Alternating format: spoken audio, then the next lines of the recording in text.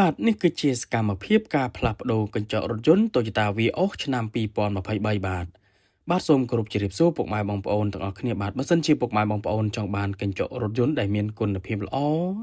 និងជាងដែលមានជំនាញច្បាស់លាស់ផ្នែកកញ្ចក់រថយន្តដែលគាត់មានបទពិសោធន៍យូរឆ្នាំខាងផ្លាស់ប្ដូរសូមកុំភ្លេចខាងកុសលសុខមានបាទខាងយើងខ្ញុំក៏មានលក់កញ្ចក់រថយន្តគ្រប់ម៉ាកគ្រប់ស៊េរីហើយក៏មានសេវាកម្មទៅផ្លាស់ប្ដូរកញ្ចក់រថយន្តជូនពុកម៉ែបងប្អូនដល់ទីតាំងផងដែរបាទហើយបើសិនជាពុកម៉ែបងប្អូនមានបញ្ហាដូចជាកញ្ចក់រថយន្តជ្រាបទឹកចង់កោះបិទបដូរស៊ុំឬក៏មានចម្ងល់អ្វីផ្សេងទៀតដែលតាក់ទងជាមួយនឹងកញ្ចក់រថយន្តពុកម៉ែបងប្អូនអាចឆាតចូល page សួរព័ត៌មានផ្ទាល់ក៏បានឬក៏ពុកម៉ែបងប្អូនអាច call តាមរយៈលេខទូរស័ព្ទដែលខ្ញុំដាក់នៅលើ banner ផ្ទាល់នឹងក៏បានខ្ញុំម្ចាស់ហាងដែលមានជំនាញនិងបទពិសោធន៍យូរឆ្នាំខាងកញ្ចក់រថយន្តខ្ញុំនឹងជម្រាបជូនពុកម៉ែបងប្អូនច្បាស់តែម្ដងបាទហើយបើសិនជាពុកម៉ែបងប្អូនមានបញ្ហាដូចជាកញ្ចក់រថយន្តបែកប្រេះស្រាំចង្អុតខាងខ្ញុំក៏មានជាងជំនាញច្បាស់លាស់ខាងអ៊ុតកញ្ចក់រថយន្តនឹងផងដែរណាពុកម៉ែបងប្អូនបាទ